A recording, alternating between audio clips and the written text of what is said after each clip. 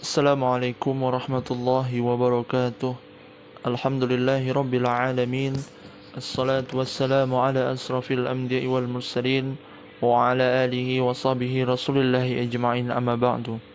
Pertama-tama, marilah kita mengucapkan puji syukur kehadirat Allah Subhanahu wa taala yang telah melimpahkan rahmat dan karunia sehingga kita masih diberikan kesehatan dan diberikan kesempatan untuk menyelesaikan tugas dari Al-Ustadz Wildan MPDI.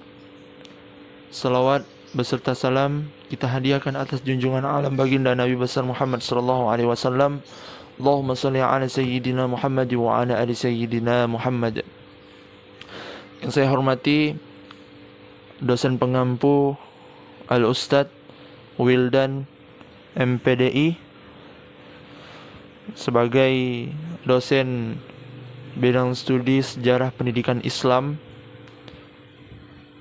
Yang saya hormati teman-teman sekalian, baiklah, saya akan mengambil sejarah tentang Masjid Sultan Riau, Pulau Penyengat, Kepulauan Riau. Saya akan bercerita tentang sejarah perkembangan kerajaan di Pulau Penyengat, Tanjung Pinang, Provinsi Kepulauan Riau.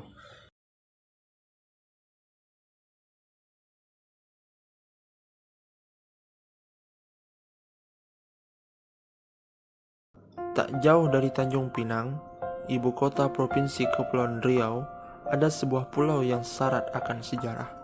Pulau ini bernama Pulau Penyengat, menyimpan peninggalan sejarah yang bisa dikunjungi wisatawan. Ada juga masjid cantik yang terbuat dari putih telur. Ada cerita tersendiri kenapa pulau ini diberi nama Pulau Penyengat. Padahal dulunya pulau ini bernama Pulau Air Tawar, tempat di mana para pelaut biasa mengambil perbekalan air tawar untuk perjalanan mereka. Sampai sekarang, sumur-sumur di Pulau Penyengat airnya masih tawar meski lokasinya dekat pantai. Dulu namanya Pulau Air Tawar karena banyak pelaut yang mengambil air tawar di pulau ini. Konon diberi nama Penyengat karena dahulu ada banyak hewan semacam lebah yang suka menyengat, maka dari itu dinamakan Pulau Penyengat. Sepanjang perjalanan sejarah terbentuknya Kerajaan Riau Lingga, kerajaan ini masih erat hubungannya dengan Kerajaan Johor di Malaysia. Dulu, Kerajaan Johor mencari daerah baru untuk menyaingi Malaka. Suatu hari, kapal mereka dihantam badai dan akhirnya sembunyi di hulu Sungai Carang. Dilihat daerahnya ada sumber air. Akhirnya, perlahan-lahan daerah ini mulai ramai oleh perdagangan. Saking ramainya, suasana jadi riuh.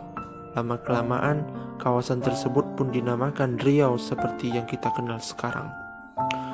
Pulau Penyengat merupakan pusat pemerintahan Kesultanan Riau, Lingga, Johor, Pahang. Pulau ini juga merupakan mas kawin dari Sultan Mahmud Shah kepada sang istri tercinta, Ingku Putri Raja Hamidah di tahun 1803. Di Pulau Penyengat terdapat sebuah masjid dengan kisah yang unik. Masjid ini merupakan Masjid Raya Sultan Riau.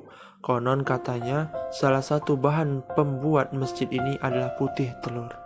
Dengan warna kuning ini dan hijau yang dominan, penampakan Masjid Raya Sultan Riau tampak lebih menonjol dibandingkan dengan bangunan lain di sekelilingnya. Warna kuning melambangkan kesejahteraan, sedangkan warna hijau merupakan simbol agama. Dahulu, masjid ini terbuat dari papan kayu, namun di tahun 1832, yang di Pertuan Muda 7 Raja Abdurrahman mengumumkan akan membangun masjid tersebut. Masyarakat pun sontak bergotong royong untuk membangun masjid ini. Ada yang menyumbang tenaga, ada pula yang menyuplai logistik, termasuk telur ayam yang jumlahnya bisa sampai berkapal-kapal. Karena takut membazir, tidak termakan, akhirnya telur ini dipakai untuk bahan perekat bangunan. Bangunan utama masjid berukuran 18 x 20 meter. Kubahnya berjumlah 13 buah berbentuk seperti bawang. Jika ditambah dengan jumlah menara, total ada 17 menara yang kubah di masjid ini. Angka tersebut melambangkan jumlah rakaat sholat selama sehari semalam. Pulau Penyengat tak hanya pulau Masjid Sultan Riau saja, melainkan ada juga situs bersejarah lainnya. Ada juga makam-makam para raja dan para pahlawan nasional Raja Ali Haji, serta kompleks istana, kantor, dan benteng pertahanan Bukit Kursi. Butuh waktu seharian untuk menjelajahi Pulau Penyengat. Untuk transportasinya, travel bisa pakai becak motor yang banyak mangkal di sekitar pelabuhan. Sedikit tips buat traveler, pakailah baju yang nyaman karena cuaca di pulau ini cukup panas. Tapi jangan sampai mengabaikan kesopanan karena untuk masuk masjid, traveler diwajibkan memakai pakaian yang sopan.